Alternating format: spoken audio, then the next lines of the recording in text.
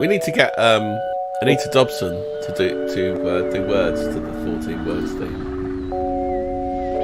Everybody can fall in love. Hey, Dom's whelmed. Dom's whelmed tonight. He's neither under or nor overwhelmed.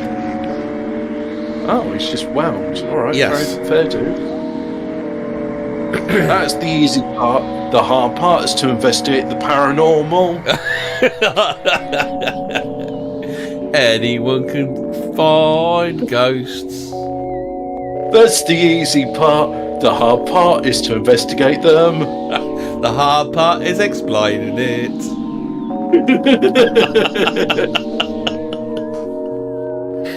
Anyone can say a spooky story. That's the easy part. The hard part's to do it once a week. Yeah.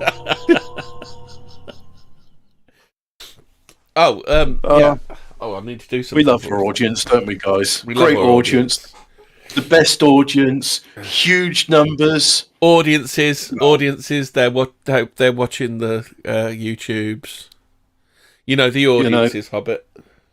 The audiences. They write the comments. They click the like button. The audiences. You know, they like and subscribe. They do the interaction reminders. Yeah. They leave nice comments afterwards. Yeah. On the podcasts everywhere. They do the likes, you know, the audiences. Yeah. Right. They write what they liked about it. They write what they didn't like about it, especially the Fred West episode. The audience. You know, the audiences. Yeah, the audiences. Illustrated Guide to the Bible, Reader's Digest. Laughter, the best medicine, Reader's Digest magazine. Now, you may be asking, Hobbit, why are you just reading out eBay auction listings? But Reader's Digest is pertinent for today's episode. I'll tell you what, Hobbit, you need to get Reader's Digest, Mysteries of the Unexplained. That's a good book. Can I just borrow your copy and never give it back to you? No. Like I did with Dave's copy of... Hobbit, we need to start with something very serious, don't we? Now, we do occasionally cover true crime on this podcast. Yeah. And has the sentencing been done for this? So we've got to say, bullying is bad. Bullying is very bad. You shouldn't bully people. We disavow the actions of this criminal, this dangerous criminal. Dangerous. In this article. Dangerous, evil stalker. Now, who's Let's not bury the lead. Let's just start with the first line. A judge has let rip at a woman who admitted to sending videos of her breaking wind. Why did the bloke start with a woman? A judge has let rip. Is that on purpose? Journalists, the journalists, you know, they write articles. They repeat the headline in the first line. The journalists. No. Judges let rip. That's a pun, isn't it? Yes, but that's a journalist saying that. Yeah. Rhiannon Evans, 25. To be fair, she looks 35. Is believed to be the first person ever to face charges for cyber farting over Christmas. It's cyber farting. Can you imagine, like, going back into the 80s when people are talking about cyberpunk and it's like, in the future, you'll be arrested for cyber crimes like cyber farting. And then you go to someone, you know, one of these people that said, you know, the internet, that's bollocks, that won't catch on. And you're going to go, oh boy. Not only is he going to catch on, but people are going to send farts over it. And it's just like, but how do you send a fart through the telephone lines? Yeah. Wow. Let's investigate, shall we? Oh, sorry, we're going to do a wahala. Wahala? Yeah, she sent the videos to Deborah. Why don't you translate that? I clicked the pigeon up. Yes. Let's translate this into pigeon. No, at least just the headline. The headline: Woman in court for aggressively farting at her boyfriend's ex. Aggressive? Yeah. How do you aggressively fart? What's the difference between an aggressive fart and a normal fart? Then that, you know, when you do push one out, and sometimes it makes your bum a bit sore, but it weren't like that. I hope it weren't like that for Rhiannon Evans. Are you saying it was a bit of wet fart? But now we've got the translation to pigeon. We need the court documents, don't we? We need the fart, don't we? I need the transcripts of this. Woman day court. She don't blow gas like bomb for in boyfriend ex-face. She sent the videos to Deborah Prothorech. Isn't the pride thresh? Isn't that something from Warhammer 40k, Hobbit? No, that sounds like Warhammer Fantasy. Like you've got you got wood elves. That's it. Yeah. Who said the videos caused her distress and anxiety? Fart-related anxiety. No. Somebody farted in the video. Now I am anxious. It was straight-faced prosecutor Diane Williams' job to describe how Evans proceeds to pass gas by placing the camera on her bottom and passing the gas. I'm not laughing at the victim here. I feel very sorry for this. No, we should be laughing at the victim. Anybody who takes this to court needs to be mocked. I'm not sensitive towards wood elf culture, so I don't understand how, like, sending a fart through the telegraph. Hang on. How do they have telephones in the land of the wood elves? You know, the forests that the wood elves are in. The magical enchanted woods that Deborah Pryforech lives in. Pryforech? Pry the wretch. Hold on a minute, Hobbit. Right, so Evans proceeds to pass gas by placing the camera on her bottom and passing the gas, yes? Right. Bit of alliteration, but okay, then so you've heard that. So she sent 3 videos on December the 22nd and another 4 over the next few days, including Boxing Day and New Year's Day. So each of them showed Miss Evans passing wind, her face smiling at the camera. What if it's a video where it's just her face and there's fart noise, and then after she's done a guff, she smiles? Yeah. Unless she brings it up to her face to... Oh, can I just say the next bit? Police caught wind? Yeah. What happened? And they followed through. You don't want to follow through. Oh dear, that's a miscarriage of justice, isn't it? By arresting her and hauling her before the courts in Carnarvon.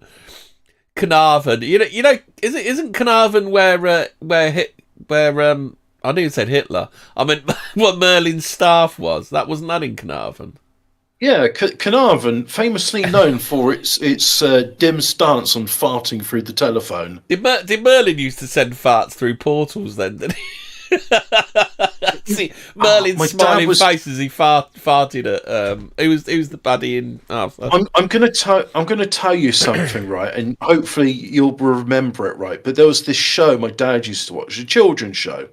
And the presenter on it was like this wizard, like a Merlin type, and he'd say, "I just answer on my telling bone." He gets transported to the modern age, so he thinks a telling phone is like a telling bone because, of course, it's a magical thing. It lets you talk to people. Well, it does look away. A bit like a bone. The old handsets used to look a bit like a bone, didn't they? So. Yeah, it's a telling bone. So anyway, he picks up the telling bone, and my dad recognises this guy because in the English version of Fort Boyard. It's the English version of Fort Boyard, and the magician hermit guy lives in the tower is Catweasel from Catweasel with his telling bone. Yeah. So Catweasel says, "Oh no, the telling bone farts through the telling bone." This is a serious story from Carnarvon. Yeah, this is serious stuff from the home of Merlin the wizard. So we've got to the Fortean angle on it. There's no guff on our paranormal investigation show. No bloviating, because bloviating does sound like it could be a word for farting, doesn't it? It does. Well, it's waffling on, isn't it? Yeah. The reason she gave for her posternal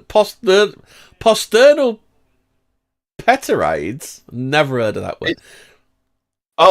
Yes, I know that one because, right, so before Mr. Methane, there was another fart performer called Le Pitterman. Oh, okay. And he was a Frenchman. And, you see, here's the thing, right, just going back to Carnarvon and the court of King Arthur. Yeah. If this woman in the medieval ages was like in the court of King Louis the 14th or the 13th, whichever Louis it was... Yeah. She could have farted for like the court's amusement, and then she'd have been given like a millionaire's wage. And she'd have been celebrated back in the day for this. Well, there's literally like a man. It might have been King Louis the 14th. It might have been Roger the Farter, but he was like a celebrity for the way he could fart on command, and he could fart out tunes. and the king like gave him like a really good wage, so he bought like a really nice house. And it's like, yeah, here's my mansion, which I've been able to afford by farting. Harriet And now Gorst. in this, Oh, got him. sorry, just in this modern dystopia we're living in now, this woman, she's doing this like service for free, which would entertain the kings of England and France. I mean, And it she's going shows to it shows what a court. fucking miserable cunt this Prytha is, doesn't it? You know that she doesn't Well- like. Who can not hear farting and not have a little giggle? You see, one of the reasons why man had to defeat the elves is because they just didn't appreciate fart jokes. Dom says, are they after farting now? Commies hate comedy. Exactly. Those When wood elves can are I all when can I commies. purchase your Fred Westie's best mug? When did we say we were doing a Fred Westie's best mug? Are we going to do some official merch? Well, I suppose we should. Everyone else is, aren't they? Well, Joseph Paxton, I'm having a poster of him. He's Joseph Paxton, the hero of the world. Have a banana. Go to work on a banana with Joseph Paxton. Invent glass, Joseph Paxton. Yeah. Big glass got me, Joseph Paxton. Bananas, Get a they're picture of rubbish. Joseph Paxton. Anyway, Bananas, back to this incredibly rubbish. serious. Is this just another way we can tell that our society's rotting? That stuff like this gets taken to court. Well, I'm really glad that in Carnarvon Crown Court, because she's going to Crown Court, this is the most serious crime that they've got at the moment. There's no more pressing issues in the land of Mr. Rudakabana. Yeah. Who's just a sweet little choir boy. Yeah. Well, I hear Starmer's going to ban choir music so it doesn't happen again. We need sensible controls on choir music. Yeah. Nobody needs Gregorian chant. Yeah. Well, this is the thing, isn't it? The young youths of today, they're playing Gregorian chants to each other, and it's, you know, It's these violent Gregorian chants glorifying God, which makes them stab one another. Yeah. Harriet Gorst defending said there are some issues going on between Miss Evans' partner and his ex-partner, Miss Prytha, with regard to the child. I mean, Miss Prytha just sounds like a villain, doesn't she? That's a villain's name, isn't it? I mean, if I was going to, like, okay, here's like 10,000 grand for like a day in court and I have to be the prosecution, I'd be like, you see, Your Honour, normally this would be funny, but it's not because this constitutes harassment and shouldn't be done. Yeah.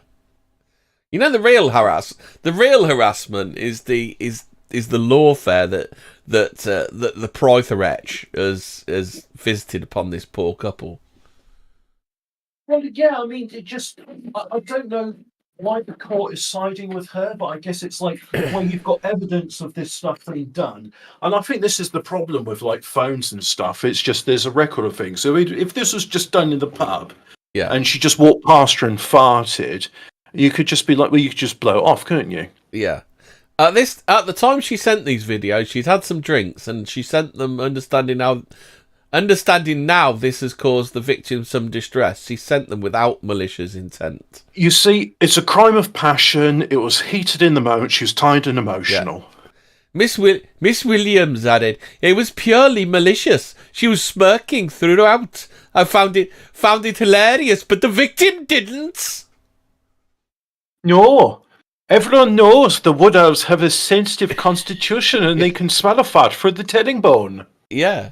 Evans' ventosity ended up costing her nearly £300, including 100 compensation for a victim, 199 in court costs. Why don't she just start up a GoFundMe? I'd chuck in. Yeah, I mean, and I'd like to see her get a good couple of grand out of a GoFundMe for this. I think those farts were worth £300, frankly. Yeah. Let's in a victim statement read to the court, Miss Prytha said, she would like to feel safe in my home. What, you mean I think tree she probably house? talks like that, doesn't she? Yeah, but also in a treehouse because she's a wood elf from the Enchanted Wood. Yeah. I believe read about this. Enid Blyton warned me about her. She was in The Land Where You Must Not Fart. Yeah. And Evans if you will also fart there, you get sent to Dame Slap's school. Evans will also have to carry out 15... This is like a Viz... This turns into a Viz comic now, Hobbit. We'll have to carry out 15 rehabilitation lessons for her sphincter whistles and must have... somebody just been reading up on Johnny Fart Pants. And Hang on, are they going to be... They're gonna send us here's a diet you can have to avoid beans and onions and such. Must abstain from alcohol for 2 months. That is vicious. You've been having entirely too much fun in this pub. You know what? I'm almost tempted to in solidarity with her just to abstain from drink for 2 months. Yeah. I'll do that instead of Lent. Just give up the booze for 2 months. Yeah. Just because Paul Rhiannon, what's her name again? Rhiannon something? Williams? No, she wasn't Williams, was she? No, she's Rhiannon Evans. Yeah. Rhiannon Evans. So she's not anonymous. Her photograph's there on the front page. Yeah, she's a beauty, isn't she? Rhiannon, I will go sober with you. That's a song, isn't that a song by Fleetwood Mac, Rhiannon? Rhiannon the Farter? Yeah, I don't probably. think so. She was also given a 2-year restraining order preventing her from contacting her victim. Oh no, poor the Prather wretch. Look, wood owls are an endangered species. When's the last time you've heard of a wood owl? Well, you know what so the Prather wretches are they like Skeksis, are they? Well, again, wood elves famously known for the fairy circles. You go in, you dance, you end up in a portal. Well, she certainly had a fairy ring. She certainly had a fairy ring, didn't she?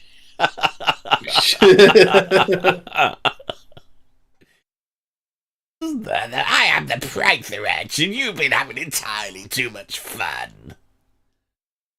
Exactly. So, what else do you want to do? Do you want to do DB Cooper next, then, Hobbit? Oh, I've clicked on one of the other links in the Metro, and I just want to tell us a story here. So, spoon opening around the country, and one of them they mentioned is also in London, the Starlight at Heathrow Airport. So, what is this? Several have already opened last year. Oh, so this is a new pub in Heathrow Airport.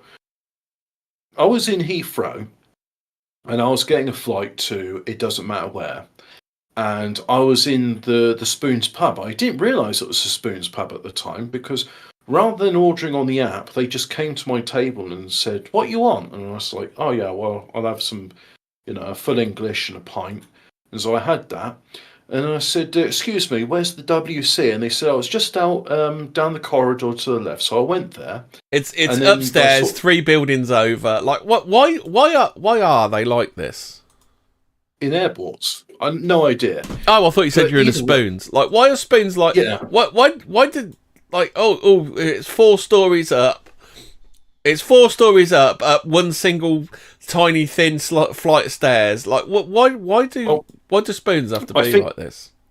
The reason you can do that is so that Rhiannon Evans can fart there without Mrs. and you have to walk through it. Wretch. Yeah, so that Pride Wretch can't hear her making bottom trumps whilst she's, relieving herself. But anyway, so I saw the departure flight and I saw mine was there. So I went into the queue.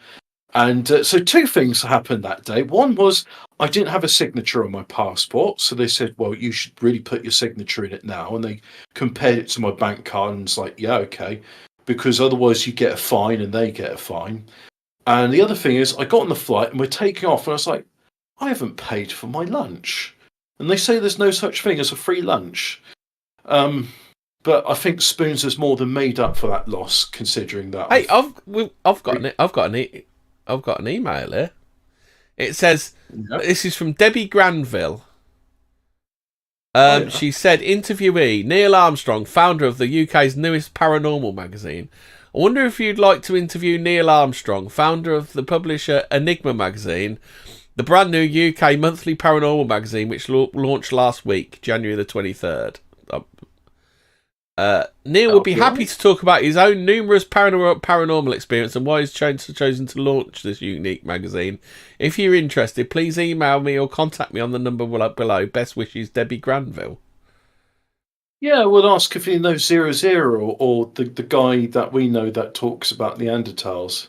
Yeah, I hope he doesn't like it. Yeah. Well, I don't know. He doesn't. We don't really want him speaking to him because he'll tell him that we're toxic masculinity. That's okay.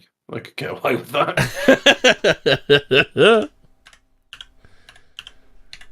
What's a bit of toxic masculinity amongst friends, eh? Well, we're not friends anymore, are we? Oh, yeah. What's a bit of toxic masculinity amongst acquaintances? Yeah. Yeah, but Neil Armstrong could be our mate. We went pub with him as well, didn't we? Yeah, we did. Weird, that. Yeah, and then the next minute you're being called toxic masculinity. And that was all Capstan's fault as well. Yeah, but Capstan with his autism spectrum disorder. Hobbit, it hasn't been diagnosed. La la la, can't hear you. Stop being a bigot. Yeah. Oh, I'm on the spectrum as well, so it's all fair, right? Yeah. Ooh, service desk, Proton Mail, important. Don't forget we have an email. If anybody wants to email us or get any guests you want on, get them to email us. Oh, but I got one from Benjamin Camfuis. Unleash the power of aura with the walls of the Toterum. A riveting tale of adventure, betrayal, and other stuff. Hi, Fortean Words. I'm Benjamin Camfuis, a fantasy author with a master's in zoology and marine biology who uses my love for wildlife and mental advocacy to create immersive stories. Absolutely get him on. We can talk to him about shark science. Yeah. I would actually love to have somebody with a degree in zoology to talk about shark science. I keep getting lots of emails from someone called Foregrip, some place called Foregrip's Golf. Obviously, golf and paranormal go together like ham and eggs, don't they? They do. I mean, what's more paranormal than a golf course? Another paranormal email I've got: Compass Real Estate Investment paid advertisement decal. That's good because I don't like that fake estate. This is what happens in the behind the scenes of Fortean Words. Also, the behind the scenes is also in the stage because Fortean Words, the process of the show is we figure out as we go along, and that's our creative process. I've got this email from Dawn Barkley. Possible podcast topic: True Crime Paranormal Travel Guidebook Series. In February 2025, Level Best Books will release Vacations Can Be Murder, a true crime lover's travel guide of New England. Emmy? What? Who's Bernie Winters? Bernie Winters? Do you remember Bernie Winters and Schnorbits? No. What was Schnorbits? Oh, for fuck! It was a big St. Bernard he had. He had a brother, but his brother died before I was born, I think. Okay. Yeah, Dom, stop spooking the fucking millennials. Look, this stuff's before my time. It's a bit of a head scratcher what you're saying here. These words don't make sense to me. Yeah.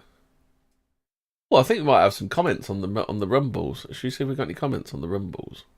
Yeah, let's have a look at that. We will be talking about our next subject soon, but we just need a bit of time to I just thought I'd go through some correspondence. Oh, Mamta Pajapati, new website. Yeah. Oh, I like Chapatis. Hi, good morning. Would you like to upgrade, repair, or refurbish your website with the latest UI UX features at minimal cost? Or you'd like to build a new website completely? I have brilliant web experts who help you in developing your website, and we do anything you can imagine on your website. If you are interested, I can send you some of our created website design examples and price info. Kind regards, Mamta. You need to send him the videos of like Indian street food. I think Mamta's a bird's name, isn't it? And just say, hey, what do you think of this? And it's like, hey, what flavour is that? It's the flavour you're going to get. Just say, hey, is there anything you could do to improve the search engine optimization of Should we this? do a bit of advertising for this guy? He sent me an email. He sent me some a quick explainer video if you're unfamiliar with midges. We got the full press kit, including high-res stills and the official poster. Nice. So, first look at Midges, a darkly comedic horror set in Scotland. We haven't got our Scottish correspondent, have we? Is he like sneezing only a million times better? Yeah, he's in the methadone clinic. Yeah, methadone maintenance. I am Alessio Avezzano, a Glasgow-based director. Is he a Glasgow-based director, or is he Glasgow? He's in Glasgow and he's based. Well, Alessiano that is as Scottish as haggis and tartan kilts. That's as Scottish as heroin. And I'm thrilled to share the first look at Midges, a darkly comedic horror about mutant flesh-eating midges terrorising the Scottish Highlands. We've released a proof of concept trailer, and I'd love for you to check it out and consider sharing with your audience. Why don't we? What's the darkly horrible bit about this? Because, I mean, everything you said about midges is true. People alive. Well, that's what midges do, though. Like, where's the fantasy horror bit? That's what confuses me, you see, because it's just like you've described Scotland in the summertime. Midges was I think they're like regular midges, but worse. Craig Wilson says as Scottish as deep fried Mars bar. Now, we all know it's a battered Mars bar. If you just put a chocky into the fat, it will dissolve. Yeah. Midges was co-created by Fort William based author. There's a lot of based people in this. Barry Hutchinson of the J.D. Kirk series. You're familiar with the J.D. Kirk series, are you, Hobbit? Oh, J.D. Kirk's, it's a household name around. The J.D. Kirk. He goes around doing stuff. Yeah.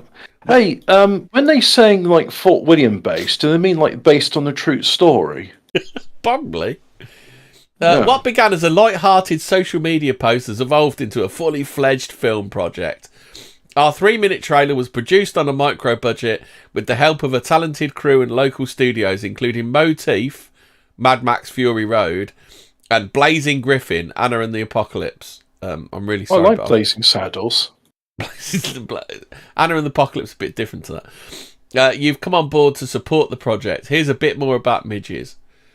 Wait, hang on. He says you've come on board. Have you previously been in correspondence with this? No, this is the first time, but he's glad that I'm watching it. Oh, so you've come on board. So is that a presumption that you've already agreed to the premise? Yeah. If you're reading this, then probably. Is this like when you get this? I used to get these chain letters from my old girlfriend. She used to be like, "If you don't respond to this, you will get bowel cancer and your dog will die." What the fuck? Dunkin' Donuts discriminates. Dear Rumble users, as you might already be aware, we recently went public with how Inspire Brands and Dunkin' Donuts discriminated against the entire Rumble platform in an email they wrote to us. In that email, they refused to advertise on Rumble because of the right-wing culture of our website. Fuck Dunkin' Donuts. Dunkin' Donuts, how could you do this? Yeah. This is amazing, the stuff I find in my email box. I really should read it occasionally. My email says, can you send my letters on, please? So I'm going to be there in 2 weeks' time. I think I've turned into a forwarding service for foreign nationals, by the way. Oh, have you? Yeah. Anya Moria, virtual assistant. Hi, I hope this email finds you in good health.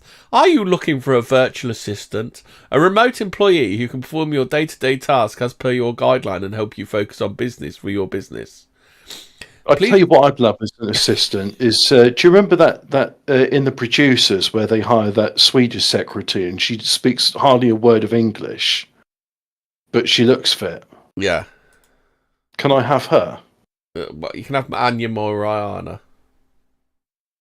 I don't think that was her name. I think her name was Svetlana. Higher up than that thing is hanging down the back. Whoops! Just started an old episode. Well, we've got a comment, but it's not showing up on. It must have been a rude one. Oh yeah. Yeah, I can't see the comment on there. I love it when auto moderation says, you don't need to see that, mate. Yeah. And that was a comment from. Hold on, where's the emails? Go back to the emails. That was a comment from Laura Phillip 002. So Laura Phillip 002, I do know you sent a thing, but Rumble won't show us. Oh, Deepak Jaiswal wants to show me how to do Shopify website design. Oh, great. Anyway. Just a second. I'm feeling all hot and bothered for a reason. Ooh. Take my jumper off. That's weird. Kayla Ewell. Absolutely.at. Hi, there appears to be a significant issue with your website. Would you like me to email you a report and screenshot of the issues? Congrats. Sure, kindly. Yeah, you should do that. Yeah, God, do you do that, Kyla? Anyway, that's the correspondence roundup. Anyway. Oh, that's good. So I needed to decompress after that story about farting. What kind of decompress? What, do a little bit of decompressing in your own? Yeah, well, I had a couple of stress sympathy farts in sympathy. Internationalism reminds us Bill Gates already did this, releasing mutant midgets. Not mutant midgets. Yeah.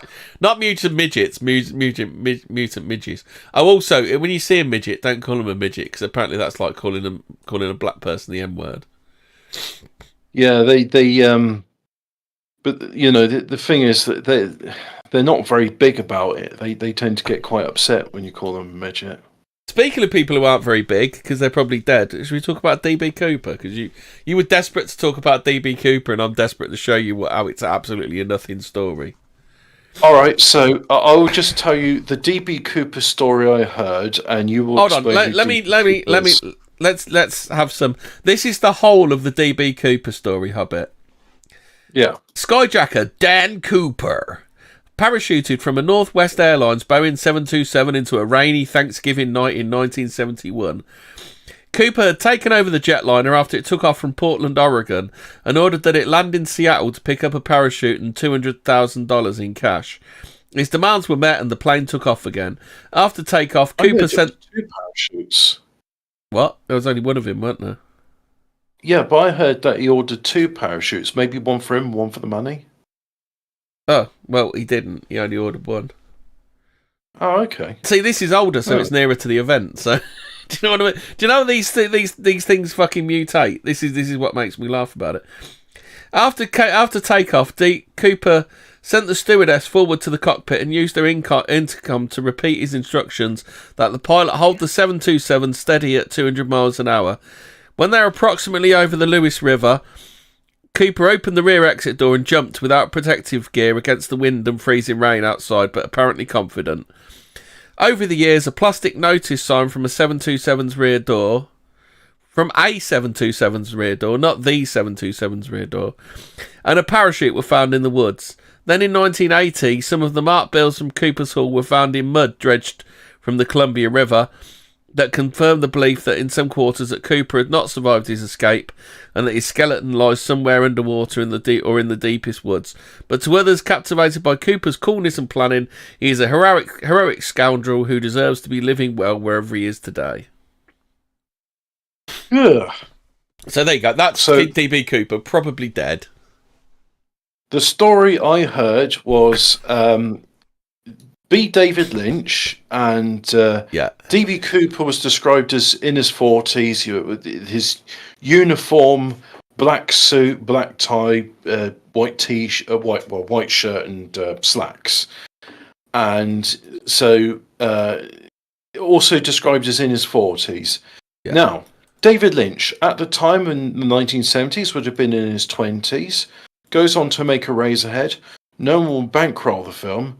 So this man, David Lynch, who's got no paratrooper or jumping out of plane training, and probably no survival in the storm training, He is DB Cooper, took the money, somehow jumped out when it's on its flight from Portland to Seattle, and now he's got $200,000 in cash, uses it to make a Razorhead, and the Razorhead was critically acclaimed, and then he was able to make other films and start his film career. So that's the story I heard. But after hearing the story I've told you, do you think it's likely that, or not? Well, you see, the thing is, David Lynch is in his 20s, DB Cooper was in his 40s, but maybe he was good at makeup. I mean, after all, the makeup effects in Eraserhead are pretty nasty. Now, here's the thing, right? In Twin Peaks, Carl McLachlan plays FBI investigator DB Cooper. Yeah. Who wears slacks, a white shirt, a black tie, and a black jacket. Or DB Cooper's a bit of a folk hero, therefore he wove him into his story. Ah, so you're saying he's the Ned Kelly of the Pacific Northwest? Yeah, probably. Like it's a pretty, like, because nobody knows what happens to him. Like, everybody can finish off the story themselves, can't they?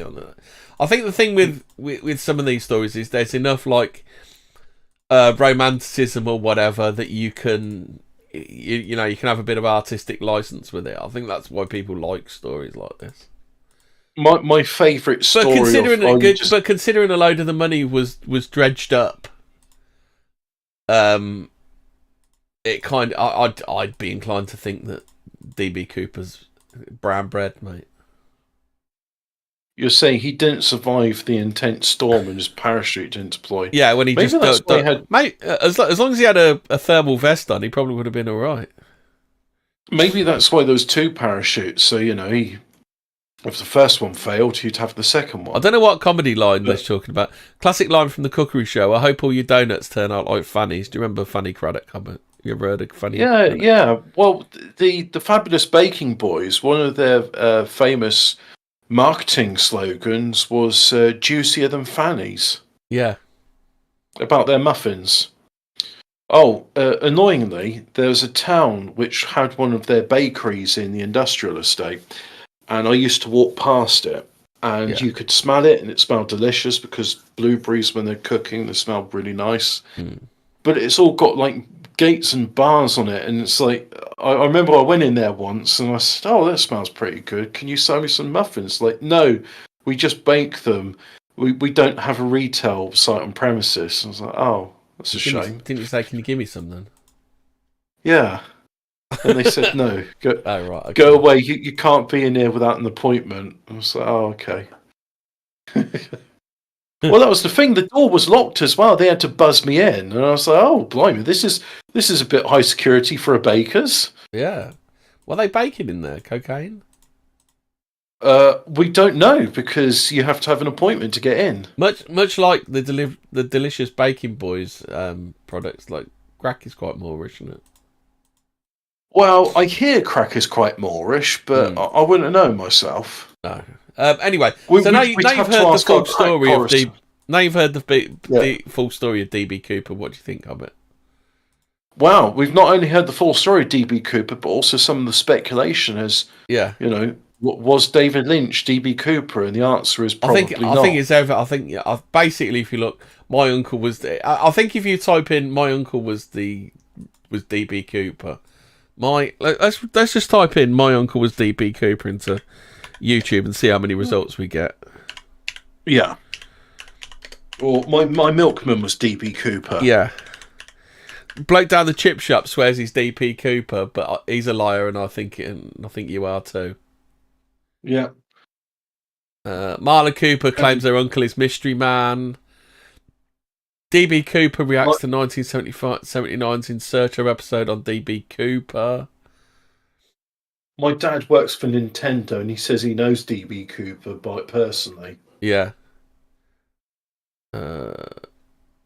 Maria Cooper. Oh, this Maria Cooper's doing the rounds.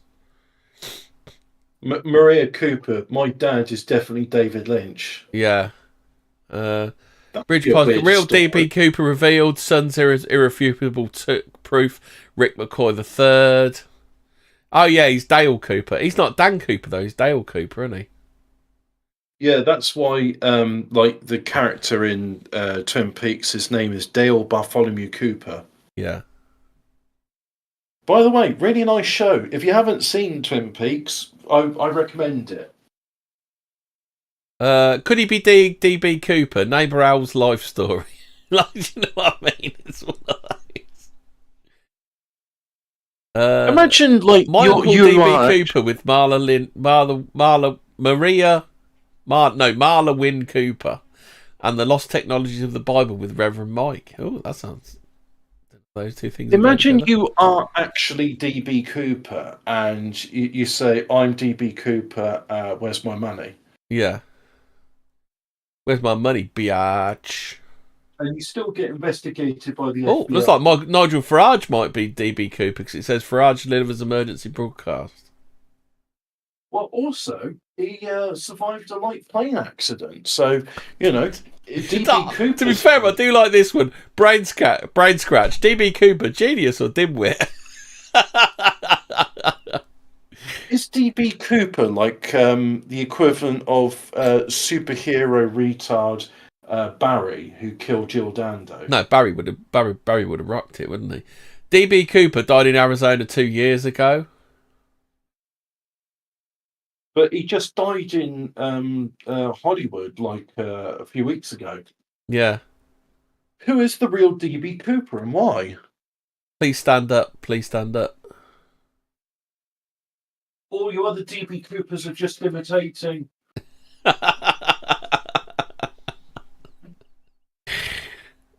Unmasking DB Cooper, that's probably someone else's uncle. Yeah, so there you go. It could be anybody. It could be some bird's uncle, could be some bloke's neighbour, could be this geezer's dad. Who knows? DB Cooper bummed me for $200,000. Exclusive Sunday Sport interview. DB Cooper bought $1,000 of baby oil. I'm DB Cooper and so is my wife. Is he going to change his name to Puff DB Cooper? DB Cooper has evidence that will lead to the arrest of Hillary Clinton. Yeah. Do you not get DB Cooper? You get the I'm DB Cooper and so is my wife, don't you? No, I don't. DB Cooper last the end of the life of Brian. I'm Brian and so is my wife. DB Cooper last seen buying a plane ticket to Glasgow? Probably. They think it was DB Cooper that did it then, do you? He's fucking dead, you cunt. He's dead and you're laughing and he's dead. DB Cooper last seen going into the woods with Dr. David Kelly. But DB Cooper seen going into the woods to meet the wood elf. What was her name again? You know, that woman. last seen FaceTime in the price of each.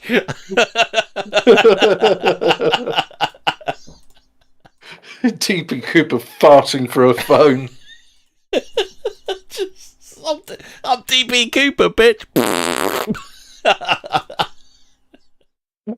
There was this episode of Beavis and Butthead where they ring up this sex chat line, and the woman, you know, she's this big fat slob and she's got a sexy voice. Yeah. And they're both laughing at her and say, "Can you put the phone on your butt?"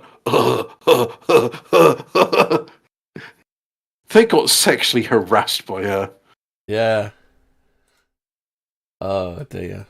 DB Cooper is on an island somewhere with Mama JF and Epstein. Oh, ouch. Ooh, that's a bit close to the bone, isn't it? I don't know. If DB Cooper was hit alive today, he wouldn't stand for such slander. DB Cooper last getting a bus ticket from wherever JF lives. Yeah. Honest, Gov. last dropped off at a gas station by JF Carriappy. DB Cooper and Mama JF seen going into a light aircraft together. That has been recently serviced by Hillary Clinton. Yeah. It's what amazing. Else? She's both politician what made us want to talk about strange deaths, Hobbit?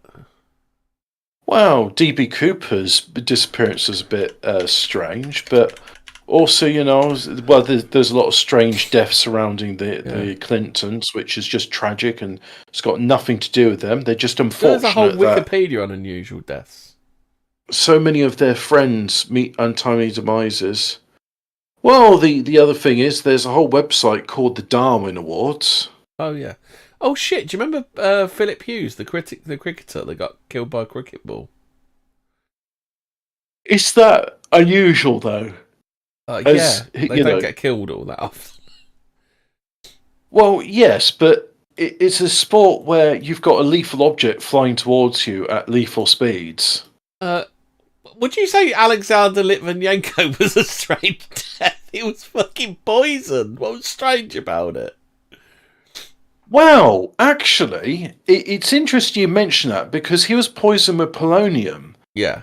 And some of the speculation I heard is that there's very few places that you can get polonium. It's not just any polonium, Hobbit. It's polonium-210. But this polonium was from a secure facility in the UK, I think called Porton Down. Yeah.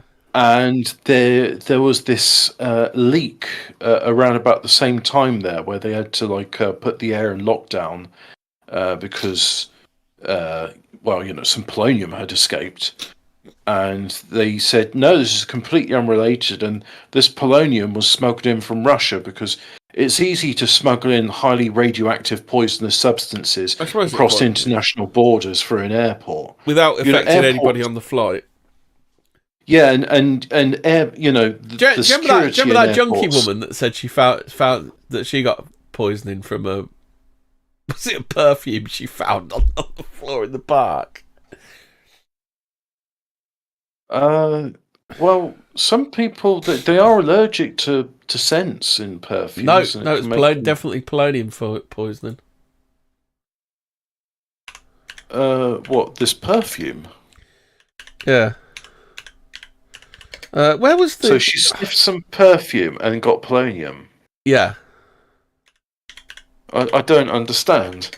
What's she got to do with this was when they were like they were trying to sell the poisoning, but obviously it weren't working. So they got this junkie woman and they paid her some money. What, is she related to the death of Mr. Litvinenko? No, she found it in the park. Honestly, I remember at the time. She found the murder weapon used on Mr. Litvinenko. Yeah.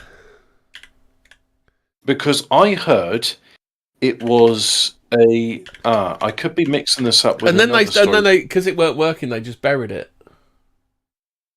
Because I heard. Oh no, that's fucking something else. I could be mixing this up with another story, but I do believe there was a story of a KGB agent, and they killed the target. They used polonium to do it, and it was at the end of an umbrella. So they jabbed somebody with the umbrella, it broke the skin, the polonium got into their bloodstream. However, in the case of Mr. Litvinenko, I heard as he was a double agent working for Hobbit, both don't ever put woman found polonium in park, and it's just like a list of fucking women who've been found dead in parks. Yeah, weird. There's something weird going on because there are a lot of dead women in parks. I do remember a story of Alexander Litvinenko, but he's a double agent and he was working for the Russians and the English. So both sides accused the other of assassinating him. And there is some credible evidence to suggest that he wasn't killed by the Russians, he was killed by the English. Because of, Hell, my God. Lost Women of the Manhattan Project. Oh, what, the ones licking the radium dials? Polonium. Oh, no, the need for polonium as a trigger for the. They use polonium as a trigger for the atomic bomb. Apparently. Oh, that's nice and poisonous. Oh, it's a podcast. It was really weird. This woman tried to jump on the back of it by claiming that she found some polonium in a perfume bottle, and she got polonium poisoning, but got better. You don't get better from polonium. Well, this poisoning. woman did. This is what I mean. Like the whole thing, it wasn't really work. It never really worked, did it? It never got. They really desperately wanted it to be a massive panic and really to get off the ground, but it never quite did. Hmm. It was a really weird one. It was one of those stories that was around. I think they buried it in the end because the woman turned out to be some like unreliable junkie or something. Hmm.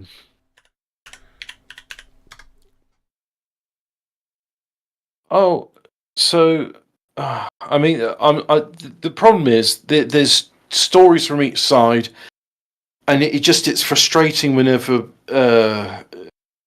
talking about it. So I'm looking at some. Well, this only goes up to 2022. Was like the Hold on. owner of the Radioactive poison that killed Litvinenko found at London lap dancing bar.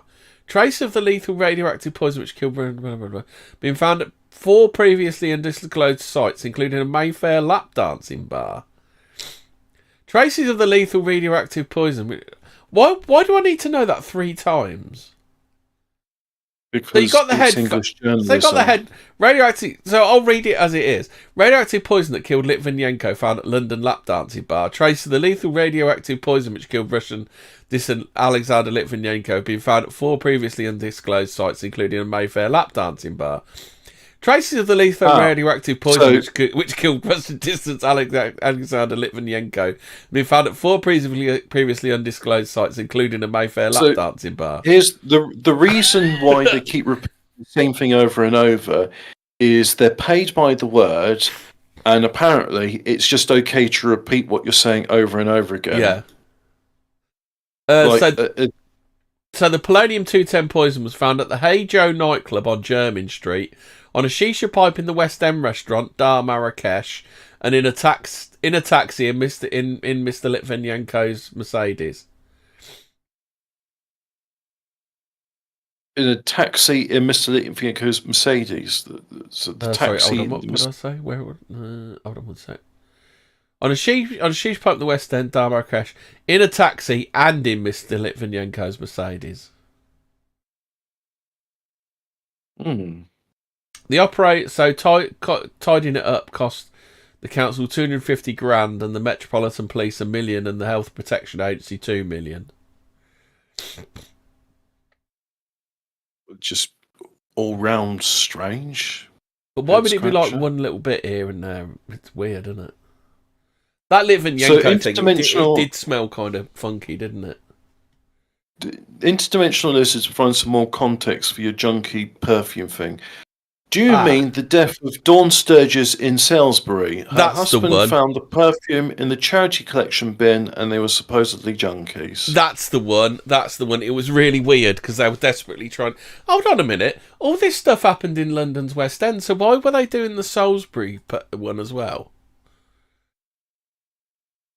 This is why I'm not really following what's going on. It just sounds too confusing. Yeah, but that's what I remember, because it all happened at the same time. They were absolutely desperate to get it off the ground, and it just weren't.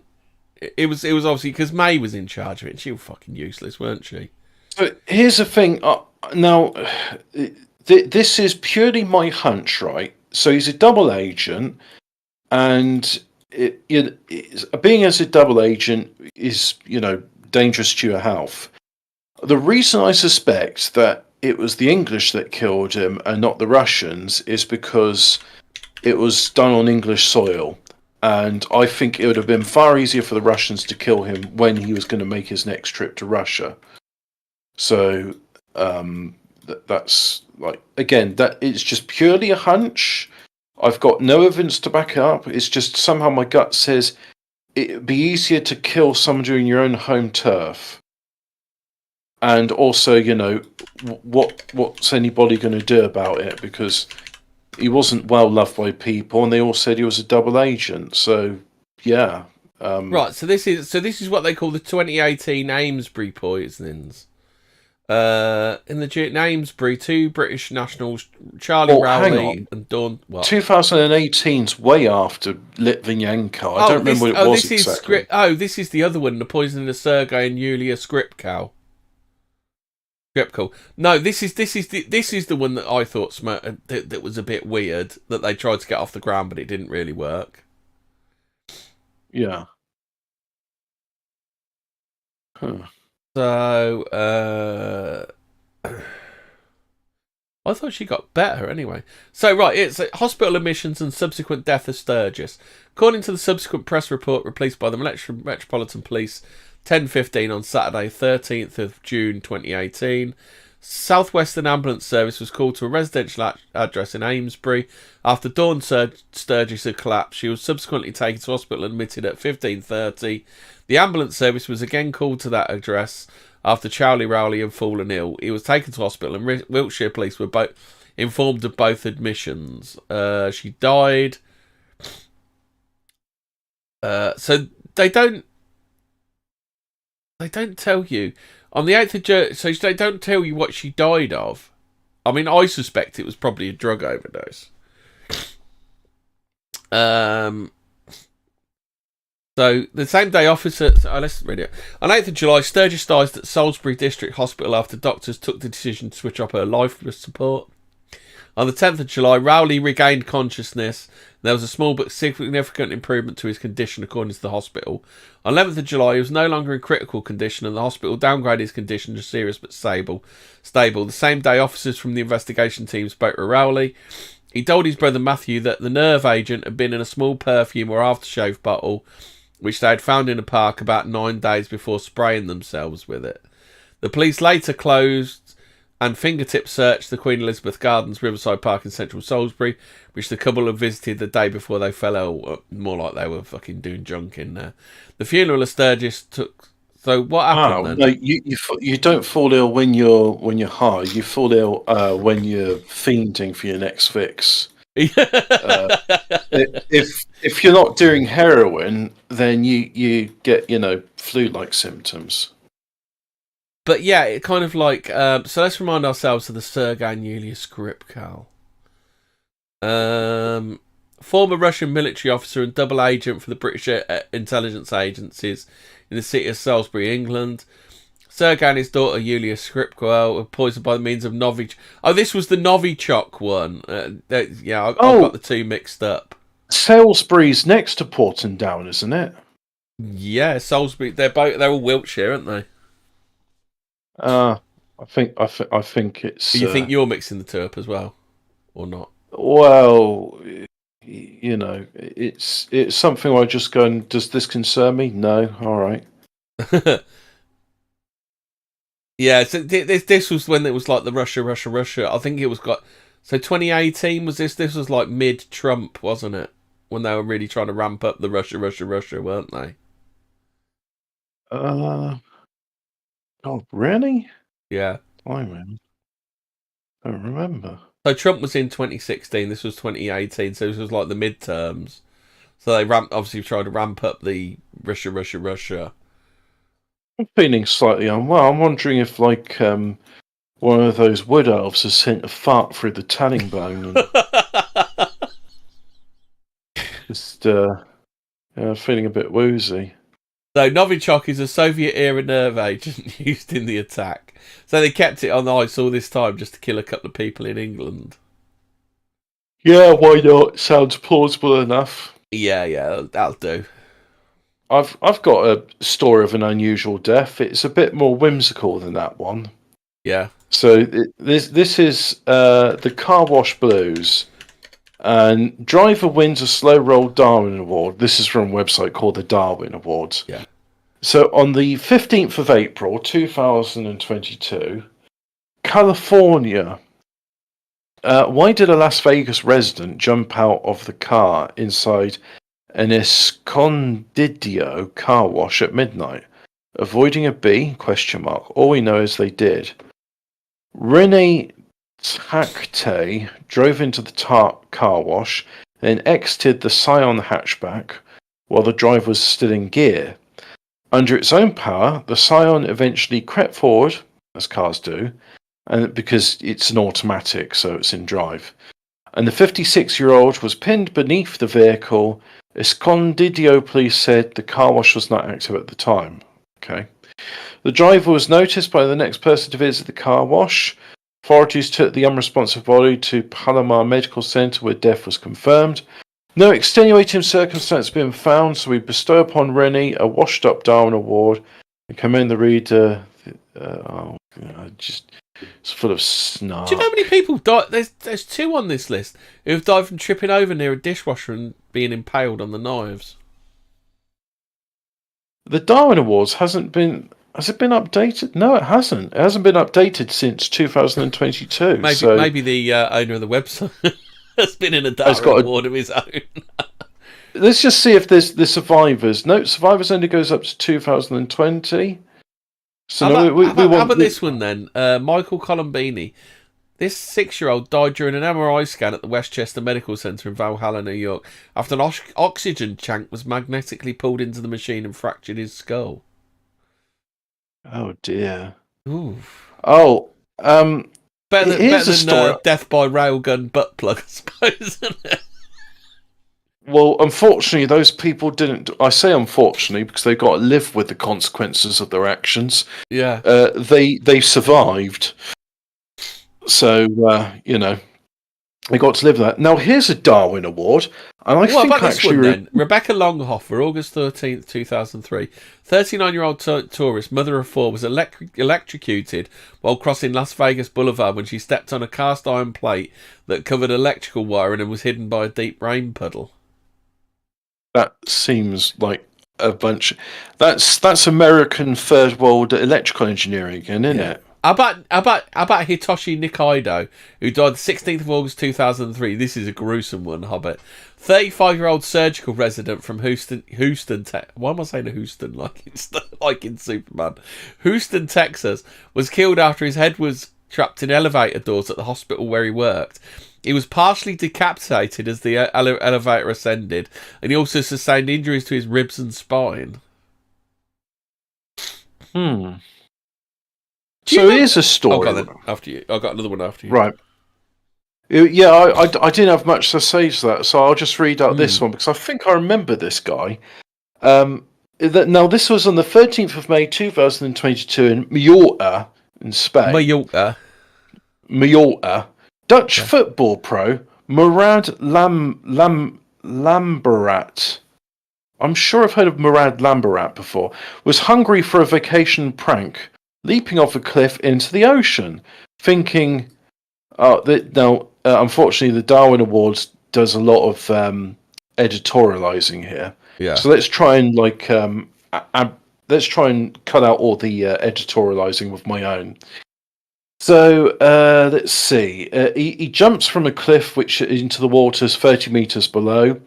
He instructed his kinfolk to film the fatal feat, let out a triumphant yodel, and tombstoned into the abyss. So 30 meters is high even for experienced cliff divers. 10 meters is the horizontal distance needed to reach deep water from the cliff face. And the calculated velocity on impact is 55 miles an hour. The sick flip became a free fall into the jump. Now, I can tell you now, seatbelts, they're only rated up to 40 miles an hour because there's no point in trying to secure someone if they're stopping at speeds above 40 miles an hour. The point being, if you go from 40 to 0, the organs inside your body will rip out from the connective tissue and you will die from internal hemorrhages. So if you're going from 55 miles an hour to slap into the water, it's going to hurt. So the sick fit became a free fall into the shop ever. Well, unfortunately, he doesn't belly flop into the water. He fell onto the rocks. Ooh. He fell into the sharp sea rocks below because not even a great footballer can leap 10 meters horizontally. So, adding insult to injury, the impact velocity was equal to being hit by a vehicle on the motorway. Well, a slow vehicle at 5 miles an hour. The Dutch athlete died in the brine at the age of 31. So that's it. Perversely, losing his life may enhance the survival of his contributions to posterity. Research shows connection between epigenetic changes and risk-averse decisions. And so the children of a risk taker may experience inheritable epigenetic changes to the genes that makes them risk-adverse and is less likely to follow the father's fatal foolishness. Oh shit! I've got two really weird ones for you, Hobbit. Do you remember this story? Do you remember Brian Wells from 28th of August 2003? 46-year-old pizza delivery man. Brian Wells. 46-year-old pizza delivery man from Erie, Pennsylvania, was killed after a collar bomb round his neck exploded as part of a bank robbery scheme. Collar bomb? Yeah. Really? Yeah. Oh shit! I've got a couple of really good ones here. Sorry, why is he wearing a collar bomb? Right, if I do that, then you can read it and then you can explain it. Yes, you can. Come on, Stash. I'll read it out and then you can have a look at. So pizza delivery man Brian Douglas Wells robbed a PNC bank near his hometown. Oh, he did it himself. Oh, okay. No, upon being apprehended by police, Wells died when an explosive collar locked onto his neck detonated.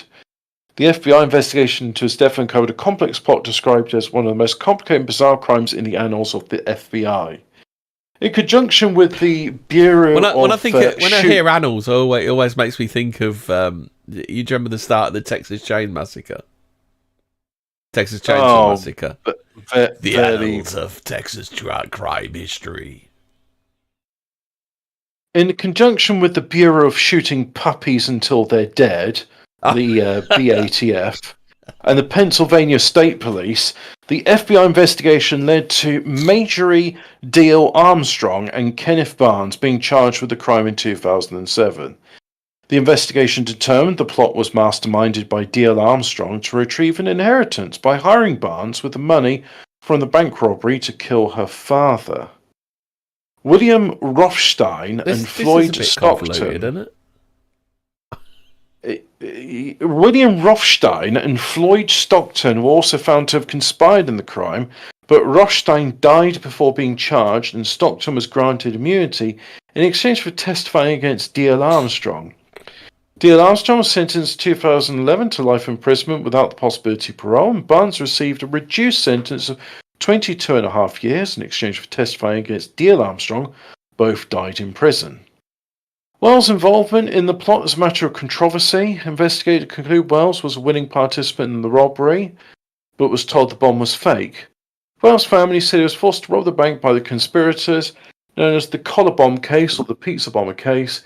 The incident gained extensive media coverage, including the 2018 Netflix series Evil Genius. Brian Wells was born and raised in Erie, Pennsylvania, as one of 6 children in 1973 when Wells was 16-year-old sophomore.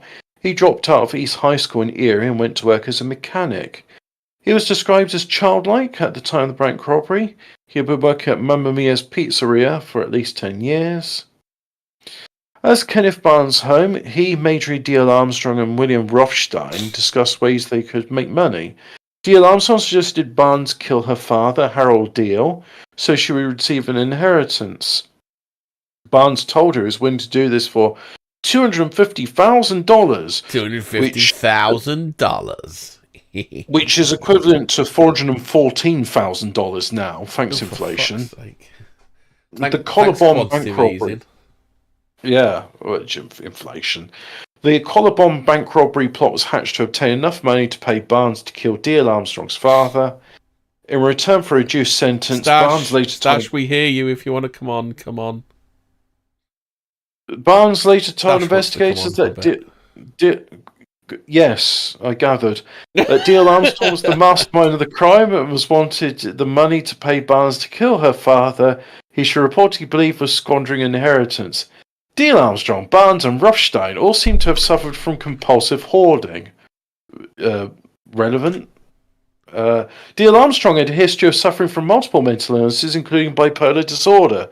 Before her mental health deteriorated in her 20s, Dale Armstrong was an exemplary student in high school and earned a master's degree from Gannon College. In 1984, she killed her boyfriend, Robert Thomas, by shooting him 6 times he lay on the couch. Wow. And she was subsequently acquitted of murder, claiming it was self-defense. Oh, yeah, it was all right then. Her husband and several other partners also died. My fault.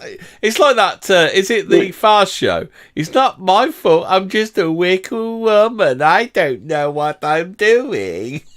Oh, go on, Dad. You stabbed him with a bread knife in the stomach. Right, so, It's only a wickle bread knife. It's only 6 little bully wullets in his tummy wummy. So, Judge lets her off then, and then she, you see, what happens is a husband and several other partners, so more than one, also died under suspicious circumstances. Dean Armstrong died from breast cancer. They are just silly billies. They keep having accidents, Mr. Judge. You're a very good judgy-wudgy man. They're clumsy wumsy, and I'm just a poor innocent little woman. I don't know what I'm doing, tee-hee-hee. Hans was a retired television repairman, crack dealer, and Dean Armstrong's fishing buddy. Jesus fucking Christ, these people. Just dealing a bit of crack here and there. He suffered from diabetes and died in prison in 2008 at the age of 64 or 65. So even though we know he died exactly on June the 20th, he was 64, 65, one of those ages. Rothstein dated Dean Armstrong in the late 60s and early 70s. He was implicated in a 1977 murder after he gave a handgun to a friend who used it to murder a romantic rival. So nothing suspicious in the slightest, these people. He later attempted to destroy the weapon. All of these people need to be Minecrafted. Now, I'm going to use the Norm MacDonald thing here. Now, this may sound so controversial, but I believe everybody in this case should have been killed. Here we go. He was granted immunity from prosecution in exchange for his testimony, so he's a rat fink. Rothstein was a handyman and part-time shop teacher, and was part of it. Hey, here's how to file off serial numbers from your gun. And was part of a group clipping called. Some coins here, guy. Here's how to use a lathe to shave silver from these coins. He was part of a group called the Fractured Intellectuals, intelligent people who are not well adjusted. Oh, they're really smart. You got to have high IQ to figure this out. Your radio's on, Stash. Rothstein was admitted to the Mill Creek Community Hospital on Can you hear me? 23rd. We can hear yes, you, and I could hear the radio as well. Yeah. Shit. Sorry, you guys. Previously been diagnosed with non-Hodgkin's lymphoma showing diffuse large cell type myeloprophlethoma and died on July 30th that year at the age of 60. Rothstein was the putative creator of the collar bomb, as opposed to the ultimate creator. What's Stockton was convicted. What's putative mean? I don't know what these terms mean. Stockton was convicted rapist of a disabled teenager. So for fuck's sake! I don't. That's not funny. Stockton. Jesus Christ! If there's a fugitive, something needs to happen to all of these people, and it should be after a jury trial, and it should be very painful. I just like the woman's like, I can't, he died, it wasn't my fault. The gun went off in my hand, and I was so scared it went off another 5 times. Oh no. To be fair, did the judge look at these people and go, yeah, I've got no problem with you shooting this man. It's fine. Well, are you saying that the man that was shot 6 times in the stomach might have been a Chris Mitch? No, I'm not going to say. I'm going to say it. No. This is a peace and love paranormal investigation show. So Stockton died of acute respiratory failure in Bellingham. At the age of 74 or 75. His death was ruled accidental. Conspirators' connection to Wells. Immediately after his death, investigators searched Wells' house and found a list of people he knew, which included the names of 2 prostitutes unknown to other members of his family. One of the prostitutes he frequented... The prostitutes were known to other members of his family? They were unknown to other members of his family. Oh, right. I thought they said... I thought, oh, God, these fucking people. long list of prostitutes. 2 of the names not known to his family. He said, "Oh, they meant then." What, I they didn't knew all know the he's rest? seen them. They knew all the rest. Yeah, apart well, from you know. 2. They just come in. It's like, "Oh, would you like a cup of tea?" It's like, "Nah, I'm on the clock, love." Where is he? Oh, he's upstairs in his bedroom. Meter's All running. right, see you in half an hour. Then. Meter's running. Can't stop. Yeah. So one of the prostitutes I got 5 shags and a blowjob and 2 hand jobs to do. I can't stop, love. Yeah. Can I use your bathroom, by the way, Tar? One of the prostitutes he frequented knew Kenneth Barnes, who dealt crack and whose house was used by prostitutes. This does sound like a Dave. Wells' conspirator. Imagine you turned your den into a crack house and you've got 2 children.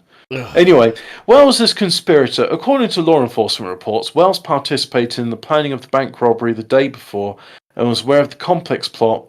He believed the bomb would be fake, but would serve as an exculpatory evidence if he was caught. More like exculpatory, am I right? I believe that means that it wasn't. I had to do it under duress, Your Honour, because otherwise my head would have been blown off. According to an FBI affidavit, oh shit! 2 witnesses Hold on, just a quick. The construction worker who challenged Trump to come and get him has just been arrested by ICE. Nice. Oh no, how terrible. Anyway, moving on. So, according to an FBI affidavit, 2 witnesses confirmed that Wells talked about the robbery about a month before it occurred. I'm going to do a bank robbery, I am. Can I shag you on tick? I'm going to have loads of money in a month. I'm doing a bank robbery. The first rule of bank robbery club is tell everybody. Especially prostitutes. Well, prostitutes are well known for. Hobbit, do you not know prostitutes are like priests and lawyers and doctors? Lawyers, yeah, they're not allowed. They're not allowed to pass on anything that they hear.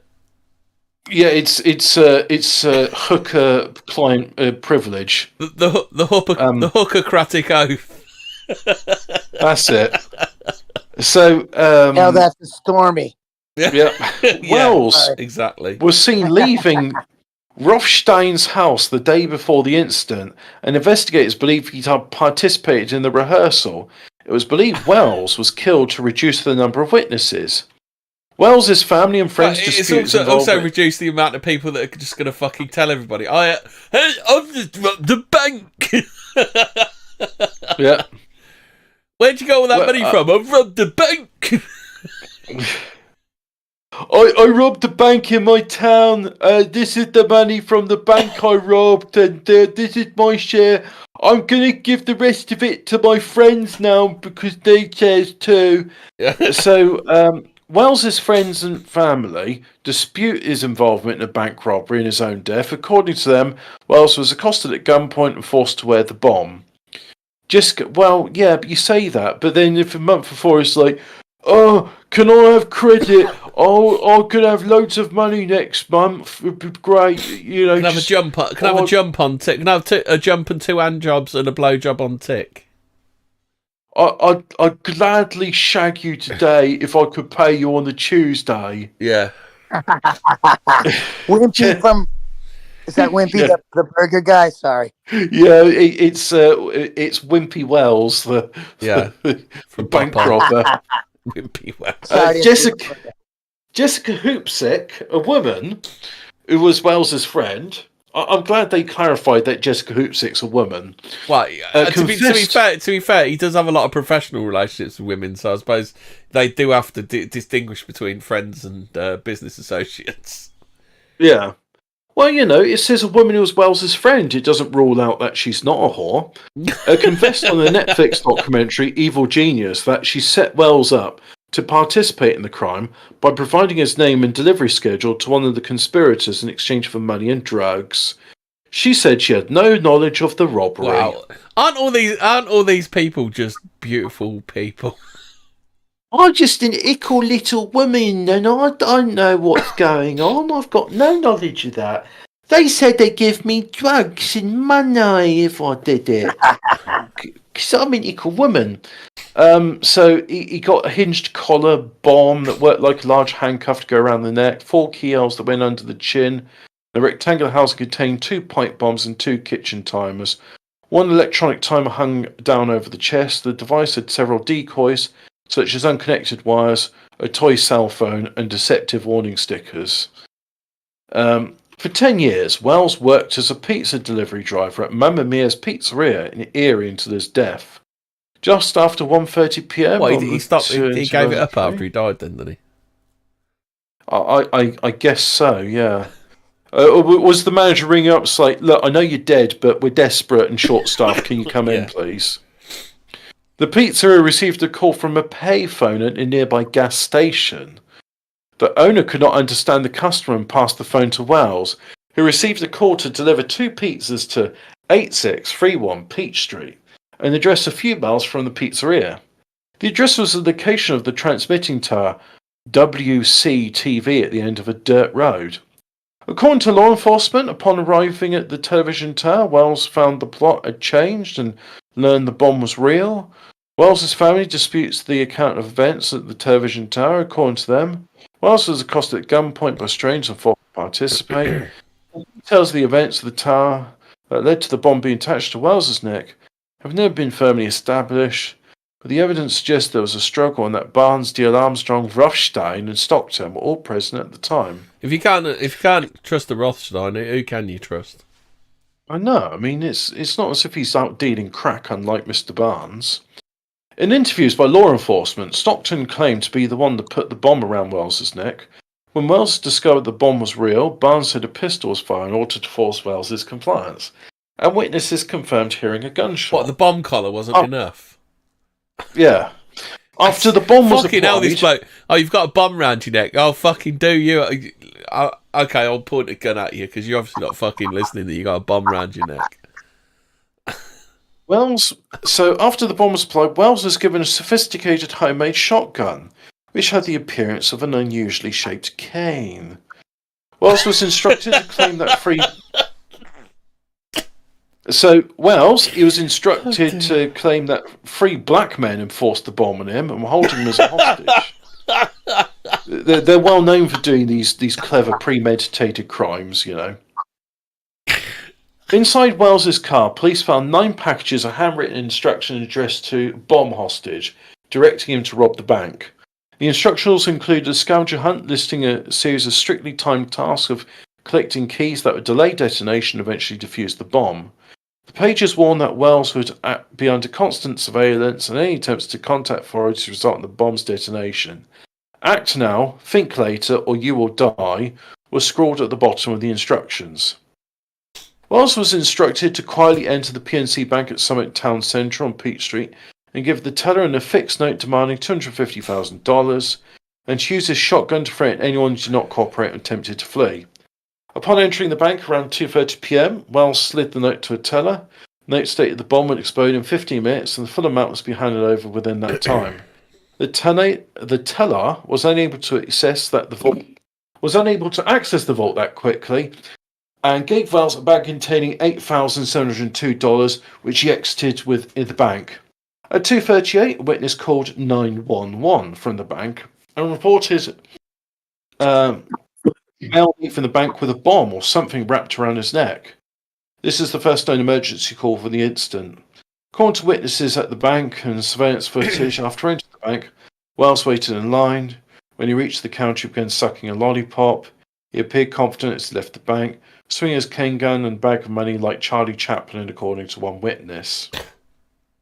Arrest and death. Around 50 minutes after Wells left the bank, he had completed the first task of the scavenger hunt. He was proceeding to the second task when police saw him standing outside his automobile and promptly arrested him. Handcuffed him and left him. This doesn't make a lot of sense. Like, if he was in on it and it was all bullshit, why was he doing the... If he was in on it and it was all bullshit, why is he doing the scavenger tasks? Yeah, the scavenger just run out the clocks until stuff happens. Yeah, and why is he making no effort to go and give his mates the filthy lucre? Well, because he has to follow the scavenger hunt. After all, he is bomb hostage. Well But, said. but the longer he's doing the scavenger hunt, the more chance he is of getting arrested. Therefore, they don't get their money. Well, the other thing was like he was like probably scared, thinking that if he deviated from the plan, the bomb collar would go off. Yeah. So anyway, Wells said three unnamed black people had placed a bomb around his neck, providing him with a shotgun, and told him they would kill him unless he committed the robbery and completed several other tasks. The responding police officers did not attempt to disarm the device, instead focusing on clearing the immediate area of pedestrians, ensuring Wells could not detonate the device. Oh, right, they'd just written him off then, hadn't they? He's like, well, fuck this, is out of our pay grade. We'll just stand back until he blows. Well, you know, they're doing a Judge Dredd. You are guilty, and that is a capital offence. So the responding police, so the bomb squad was... They ain't getting any time in the Juve cubes, then. No. The bomb squad was first called at 3:04 p.m. So, nearly, 34 minutes later, at least 30 minutes after the first 911 call from the bank, about 10 minutes after Wells was arrested. At 3:18, 3 minutes before the bomb squad arrived, the bomb detonated and blasted a fist-sized hole in Wells's chest, killing him in seconds. Oh, not instant. That's horrible. Traffic congestion in the area delayed the bomb squad's arrival, but personnel from the Bureau of Shoot Puppies Until They're Dead still consider the response appropriately quick. Well, look, there was no puppies. Alcohol, tobacco, and shooting puppies. Is that Bureau?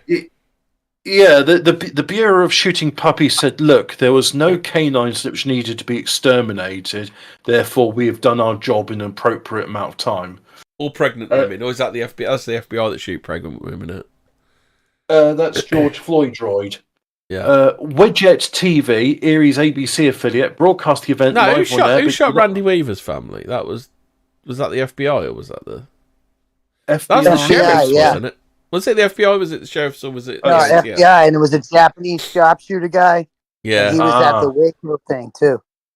Oh, yeah, he was gloating about it, decades afterwards. Very much so, and they pardoned that motherfucker, yeah. So, my nose is itchy. Very good grasp of this Yankee shit, you guys, by the way. Sorry. Thank you. The station provided the footage to FBI investigate. They didn't show the live leak moment. ABC's head office and sister station. I'm not reading. There's no World Star on that then. There's no World Star to verify that.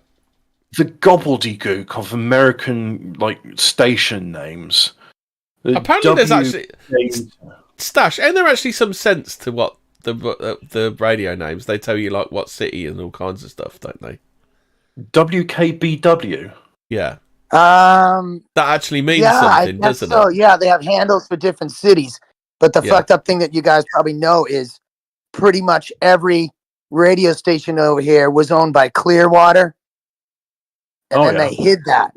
So there was things like if there was a gas leak or something, there's no DJ there.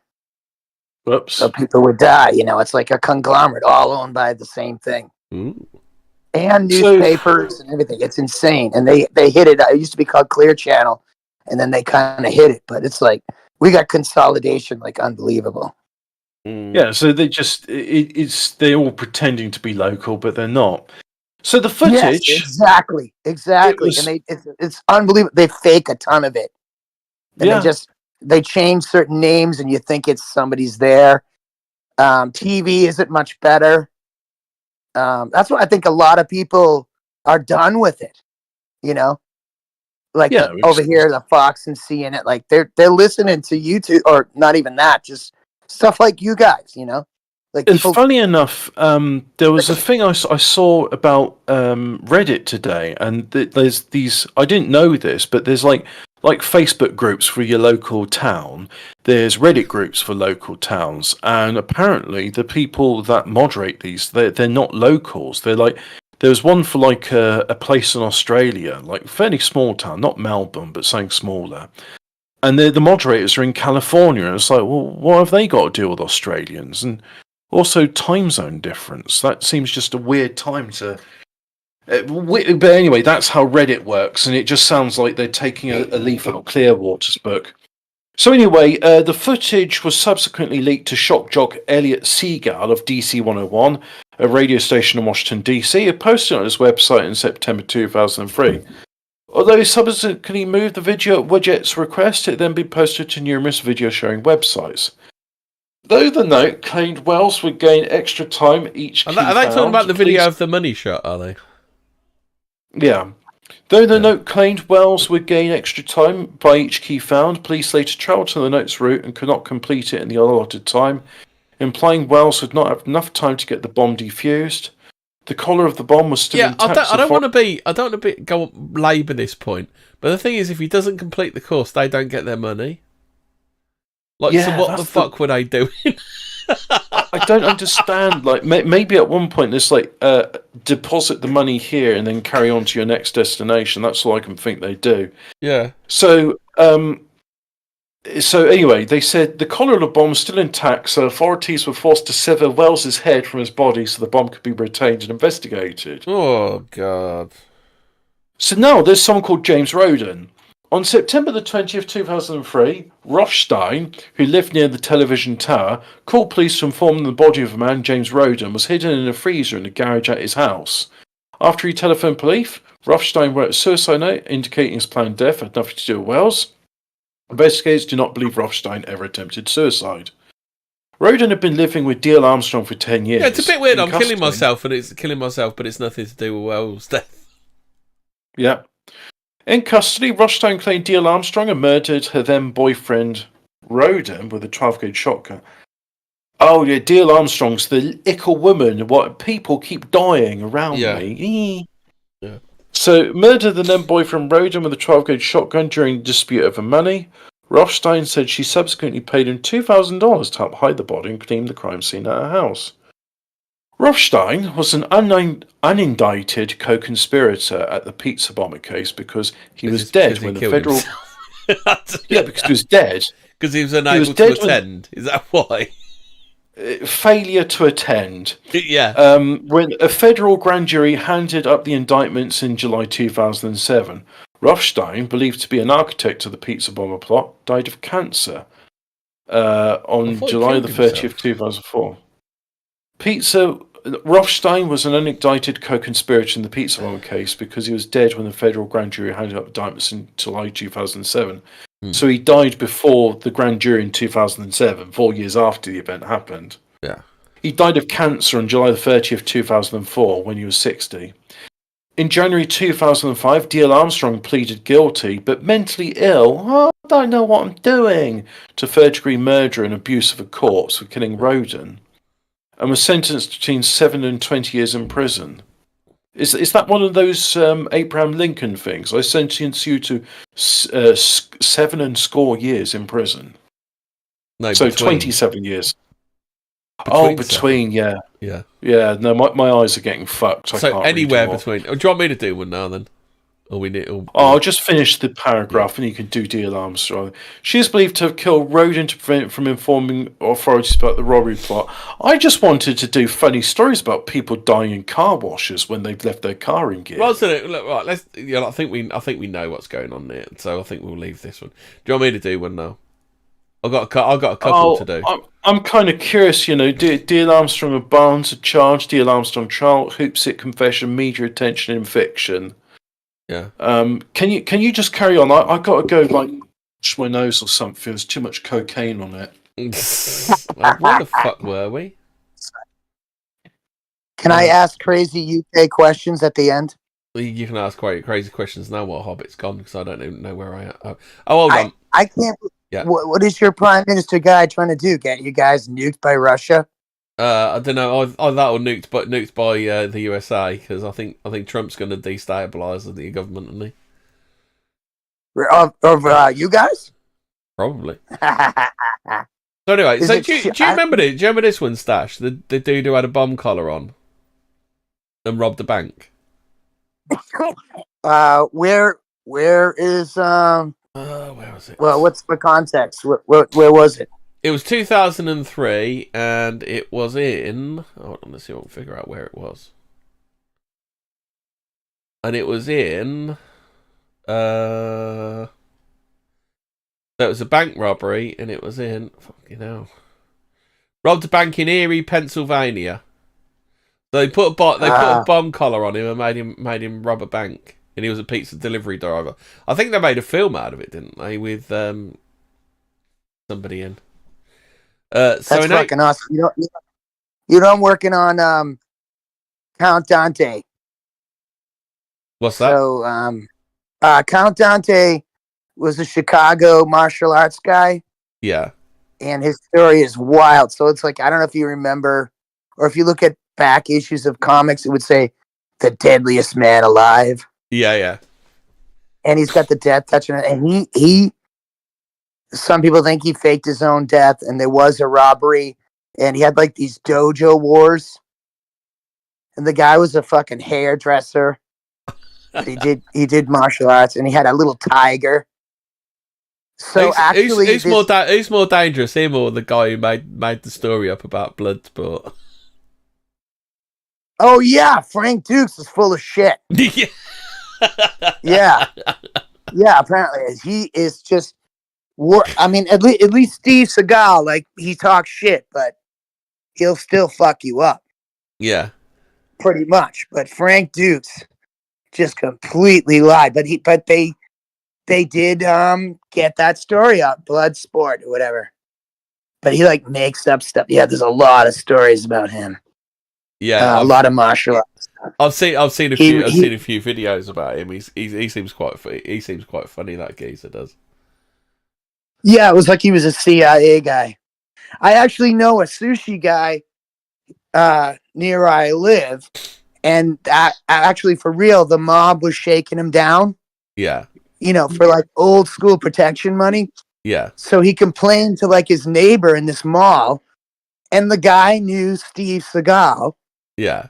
And for what it's worth, Steve Seagal talked to the guys, and they laid off him. So he's like, there's some legit shit about him, even though he talks shit, and he did run a school in Japan, which is for real. They don't let a gaijin or whatever. Yeah, because he's supposed to be. Was he the highest ranked Aikido outside of Japan or something? Isn't he? Yeah, I think he was big. Yeah, and he was good. But then I don't know what happened. He just talk about getting out of shape. Crap, he didn't do shit, man. It's like the latest films he's in, and he's doing this fight scene, but he does it all from this office chair because he can't be bothered to stand up. yeah. That happened. Was it like? I think it's his films. Anything after about 2005 or something, or 2010, isn't it? And it's just not worth watching because he just like he like lifts his arm up and then it cuts away, don't it? And then the bloke's on the floor. It's just like, literally like that, isn't it? It's a shame. Direct to video. He had talent. Just what the fuck, man? I don't know. I think the major talent of Steve Seagal is his ability to lie. Like he comes up with some weapons grade whoppers. Is it alcohol? That's got to be like alcohol bloat he's got there, isn't it? Must be. Yeah, he's fucking huge. Then he had that sheriff show, so he's still big. So these pricks are trying to jump him, and he was just like beating the shit out of him. But he's a giant, and it was just kind of funny. But he talked too much shit. But he like had to move to Russia. I don't know what's the matter with him. He just needed to just shut up. He's supposed to be big mates. Isn't he big mates with Putin or something? I guess so. Yeah, he came over there, but I think he just ruined himself so bad that he just had to flee out of here. And the rock band, he does the singing as well, doesn't he? I didn't know that part. No. Yeah, he went over in a band as well. Fucking weird. Steve Seagal's Dance Hall Classics is something else.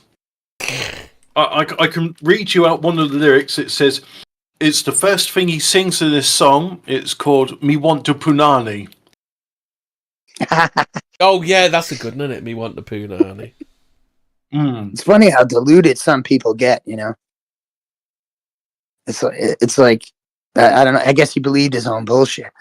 Jean-Claude Van Damme didn't talk too much shit, but he got, there's a famous story. He got kind of drunk, and sort of one of his bodyguards is this dude named Chuck Zito.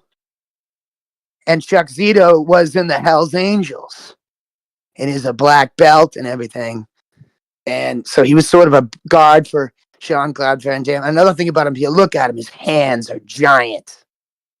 So Jean-Claude got drunk and he was like, "You are nothing, this and that." And this guy, Chuck Zito, just knocked him out.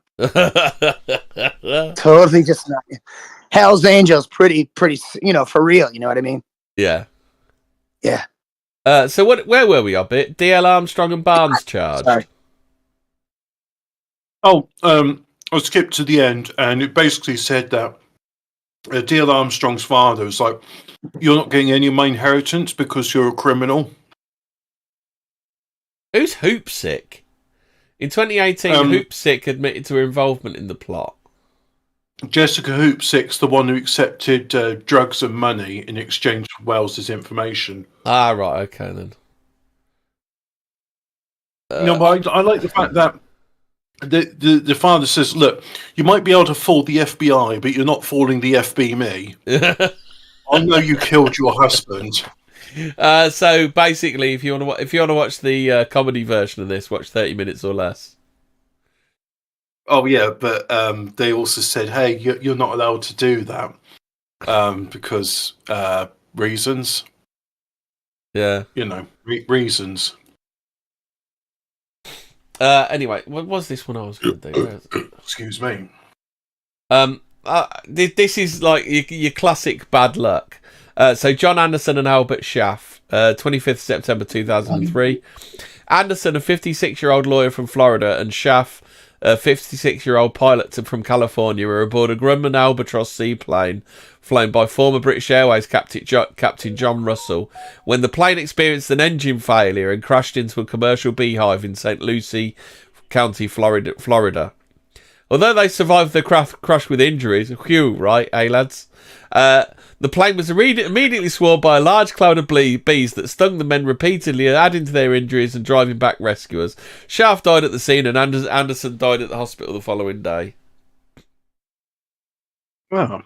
How about this one then? Hobbit from 2004. A 45-year-old Taiwanese woman bathed in 40.5% ethanol in an attempt to protect herself from SARS during the 2002-2004 SARS outbreak. So, what would happen if Did it work? What would happen if you bathed in 40.5% ethanol, Hobbit? I'm just thinking like a whiskey or vodka foot bath. She laid down in the fluid at 11 p.m. and was found dead at 11 a.m. by her family the next day. Her blood alcohol was 1.35, and she most likely absorbed the alcohol through the skin. Yeah, you see, the problem is she's bypassed I think it's called the hepatic portal. Yeah. The liver portal. Yeah. I know it's got that fancy term. And you see, normally what happens when you ingest alcohol the old-fashioned way, if there's too much in your body and it's like, look, you're going to be poisoned now, so I'm going to make you... Yeah, and because she absorbed it through her pores, you can't throw up. Well, I mean, you can throw up, but it's not going to get rid of the alcohol as it's already in your bloodstream. Yeah. So, it's what is like 5 times the blood, the drink drive limit is like 0.008% or something, isn't it? I don't actually know what these blood alcohol values mean. Right. These numbers, it's like you get to a certain point and you'll die. I used to remember what the LD50 of alcohol was, but I've forgotten it now. I've got a story for you. Death by water bottle. Hold on one sec. Just so you can sort of drink drive limit. But I think in conclusion, we can say that she managed to beat SARS. Yeah. Micrograms because she's never going to get SARS. I don't think you really know. So it's micrograms per 100 millimeters of breath. Micrograms per 100 milliliter blood's 80. And she was like 1.35, whatever that is. Micrograms. Yeah. So she's way below the drink drive limit. No, that's not right. Whatever that is, that's 1.35% is like a big blood alcohol level, isn't it? Because the drink drive limit in blood alcohol levels are written as is a percentage such as 0.08%, i.e. there is 0.8 grams of alcohol per litre of blood. Right. So... And what was her blood alcohol level? So blood alcohol levels above 0.4% can be potentially fatal. So she was like... What was her level? 1.35. So she was like 4 times. Oh, yeah, she's gone now. 4 times fatality. That's equivalent to like drinking, a gallon of whiskey? Probably. And not sicking it up. So it is a story, and it's from Italy. So a sudden tidal wave of water spelled doom for a ransacker. The man, 46 years old, was a well-known character in the city of Cattolica. Yeah. He snuck into the back of the closed market on Easter Monday, and the break-in was his last.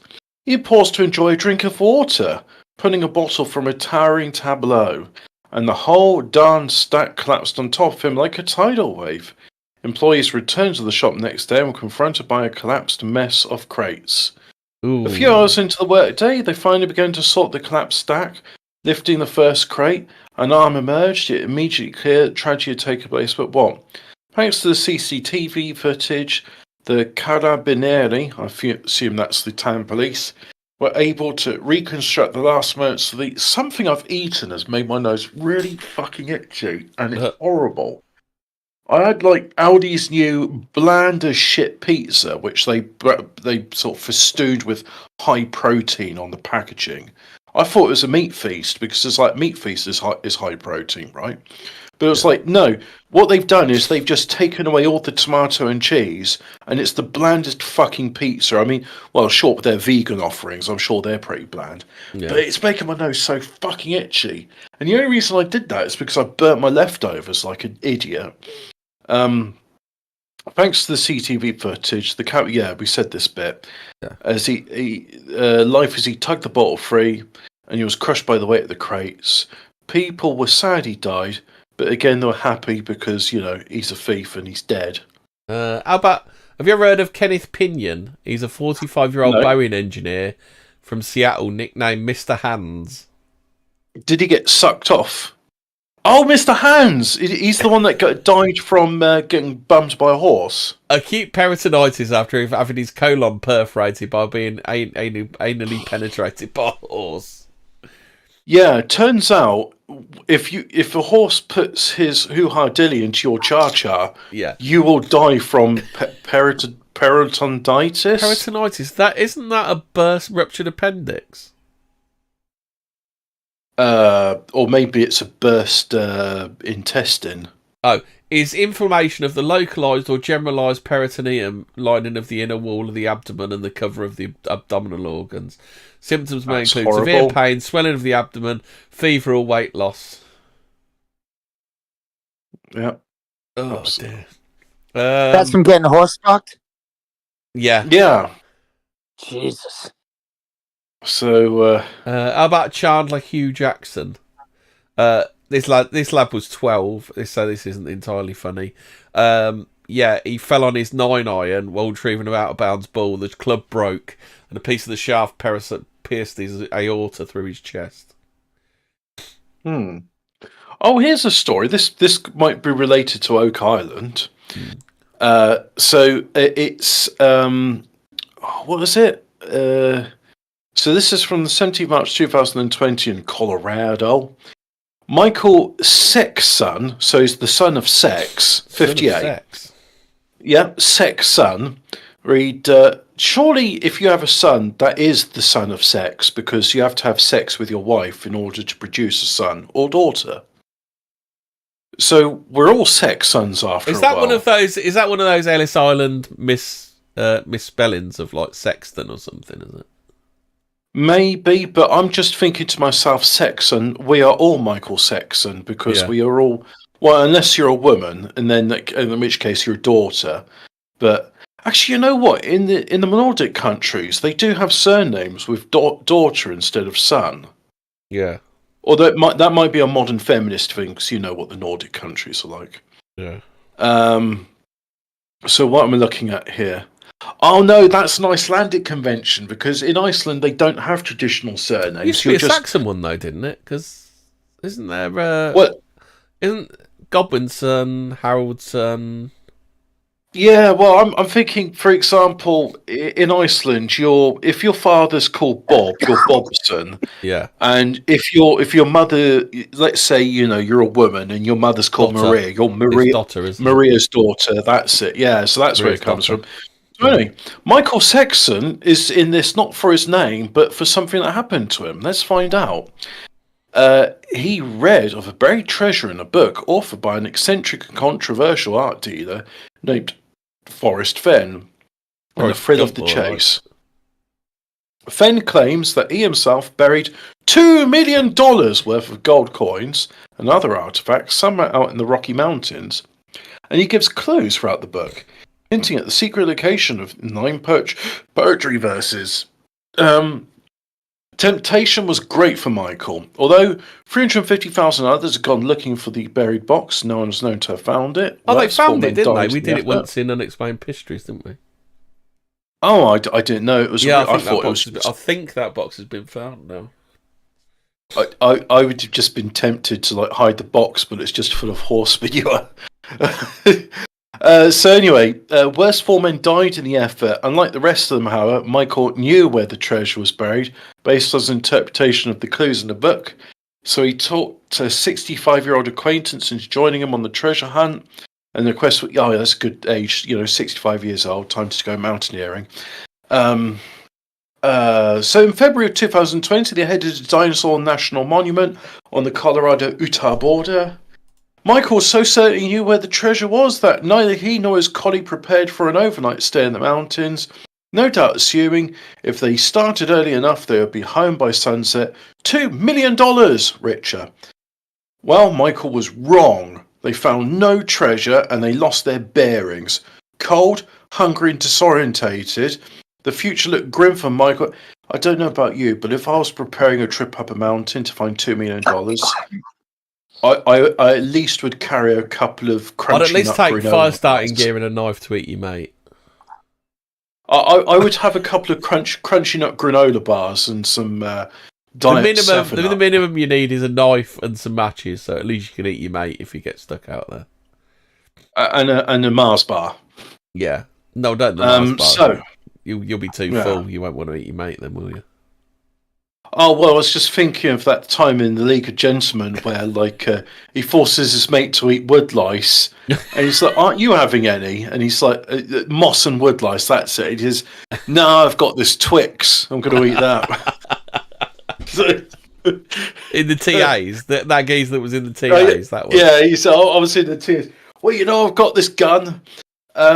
So, Collins, the future looked grim for Michael and his friend. Is that the one where he forces them to start digging their own graves? Is that one? Yes. Yeah. Yes.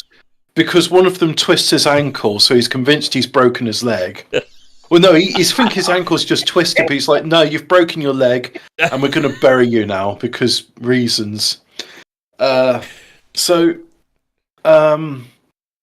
They were fortunately found just in time by a search and rescue team who brought them down the mountain. Well, that's not dead, is it? No. But one would think, having survived such an experience, Michael would have learnt better, but he did not. 1 month later, having sufficiently recovered, he set out for a second try. Once more, he sweet-talked the 65-year-old colleague into joining him because treasure.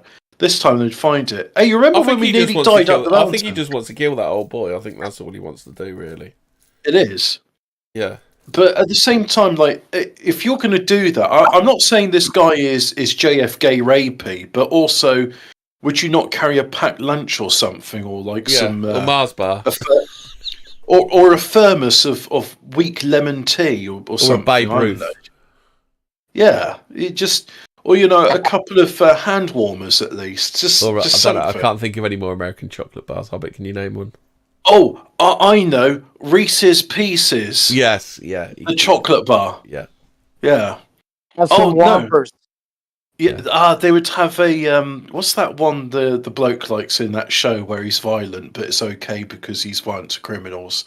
The Jack Reacher chocolate bar.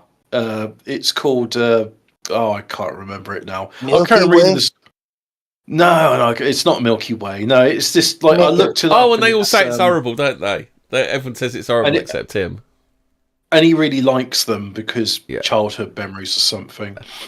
So the unfolding chinkypox epidemic had prompted intermittent closures of Dinosaur National Monument, and the hikers were cautioned that difficult terrain should be avoided so first responders could remain safe in quarantine. But that didn't stop Michael. On Tuesday, March the 17th, he left Denver with a few candy bars, 2 bottles of water, a copy of Fenn's book, and the clothes on his back. Oh, wait, that's good, just in case, I'm going to revise by having the book with me. Yeah. And just outside the park, 2 men rented snowmobiles and unloaded them onto the bed of their pickup truck. The bemused rental agent watched the unprepared treasure hunters drive off towards the remote northwest boundary of the park, perhaps wondering how long the unlikely pair would last before they returned. After nightfall, the rental agent alerted local authorities. The search began. On the morning of Friday the 20th, they found Michael's truck. On the Saturday morning, they found the abandoned snowmobiles, and they saw that Michael and his friend had unwisely continued on foot. Saturday afternoon, they located the 2 men about a mile from the snowmobiles, ironically at near the exact spot of the previous rescue a month earlier. Michael was brought back down the mountain, but this time in a body bag. Yeah. His friend barely survived and refuses to talk about their ordeal to this day because he'd be like, yeah, I'm stupid and I went there twice. I think I might have to... Dying. Oh, that's better. And, I just had to jump out and jump in again. Oh, okay. So just to repeat, my theory is that this sounds like saying where the FBI should be knocking on your door saying, look, I don't know if this treasure's real or not, but you're going to make a public statement saying the treasure's been found because we're not having more people dying and wasting search and rescue time because of your fucking book. So, now, you see, in a sensible world, that's what would happen. But apparently, amongst other people questioning it, the FBI says, no, we don't think the treasure's been recovered. You definitely should go out there and start searching for it unprepared and not even carry a thermos flask of hot soup. Or a Babe Ruth bar. A Babe Ruth bar. How about this one? Jennifer, you ever heard of... What is... Chat, do you know, in the Jack Reacher show, what's the chocky bar that he likes? The Three Musketeers bars. Is that what it is? Dash? I don't know that, but that was what I was thinking. Yeah, I was thinking Milky Way. I don't watch that show because I just don't like the guy. Is the Three Musketeers a bar? Yeah, that's an American one. Yeah. Yeah, I know for a fact he wasn't eating Kendall mint cake because it wasn't a mint. He doesn't seem like a fries cream kind of guy, does he? Reacher eats a Clark bar. That's what he goes for. A Clark bar. Clark bar. Funny, all that shit used to be huge, and you just don't see it as much anymore. What Clark bars? Any of those American ones, they used to be huge everywhere. Three Musketeers, Snickers. Now it's just all this other stuff is swamping them. Yeah. More quality snobby chocolate stuff. Yeah. Well, so one place I work has got your guys' stuff, Cadbury stuff from England, really good. Oh, you don't want to eat Cadbury's anymore. It's horrible. It's halal. No, but the worst thing about Cadbury's is Mondelez bought them up so that they could then do Cadbury's under license in America, but then make the formulation really shit. And the weird thing about that is I could understand they were like, oh, well, they didn't want Cadbury's to be seen as higher quality chocolate than Hershey's because Hershey still contains butyric acid in it, which is the smell of baby sick. But the one to this day that really confuses me is it's owned by the Milka company, and I believe Milka got bought up by Mondelez as well. Isn't it weird how all these different chocolate companies get bought up by the same international conglomerate. And Milka used to do this absolutely gorgeous chocolate wafer biscuit called a Leo, which is much like a Kit Kat, but the chocolate was like proper good quality. Well, I want to say Belgian chocolate because I've only ever seen it on sale in Belgium, but it was a German company, or was it a Swiss company? I assume Swiss. Milka is I always Swiss. thought Milka was Swiss for some reason. Well, they got the cows and the Swiss Alps, No, so Swiss one do would good assume chocolate so. as well, though, don't they? Yeah, Swiss and Belgians are known for the chocolate. But anyway, Leo bars, around about 2019, because I remember the last ones I bought was around about the time of the chinky-pox pandemic. I was living in Belgium at the time. And it was shit. It was waxy. It was like plastic. And I shared some with my mum. She said, "Oh, can I have some of your Leo bars?" And I said, "Yeah, but I don't think they're very good." And then she had half of it. And she was like, "This isn't Leo. This is crap. This is like American chocolate." And I was like, "I know. What's happened to Leo? Leo used to have the nicest, like, you think of any decent quality, like milk chocolate you get from Belgium, where you bite into it and you can taste the cocoa. And that's what Leo was. And it was just wrapped around wafer biscuits, which is, I think, is a really nice way of enjoying chocolate because you've got the crunch of wafer and it's chocolatey and real fat bastard hours now. We're talking about what's happened to chocolate. Right, so we've got to go. This is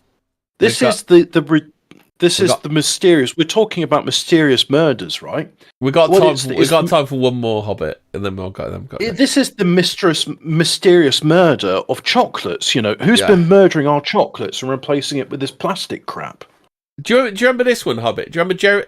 Just think, this is from 2007. This is like 17, 18 years old now. This Jennifer Strange. Don't remind me. There are adults alive today who won't remember this story. The 28-year-old mother was participating in a contest sponsored by Sacramento-based radio station KDND called "Hold Your Wee for a Wee," in which contestants had to drink excessive amounts of water without going to the bathroom. She vomited during the contest. It's a really sad story. Yeah, and returned home with a headache, later dying of water intoxication.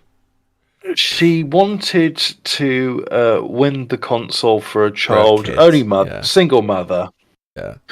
And she drank an incredible amount of water, and as a consequence of which, not enough electrolytes in the body caused her heart to die, because your heart needs potassium amongst other electrolytes to. Then you basically you kind of dilute your blood in a way, don't you? Like there's too much water in your blood, isn't there? It's hemostasis. Your body needs a certain amount of electrolytes in order for the nerves to function, and the nerves is what powers your pacemaker.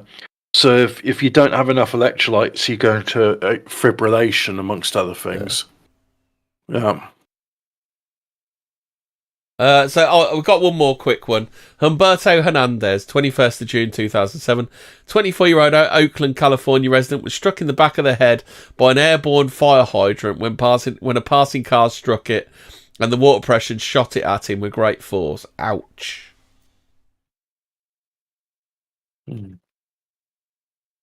Right, so that's us. We are done. We are done with the deaths. We are done with the Chilin Waha Don begin. The chili Don finish.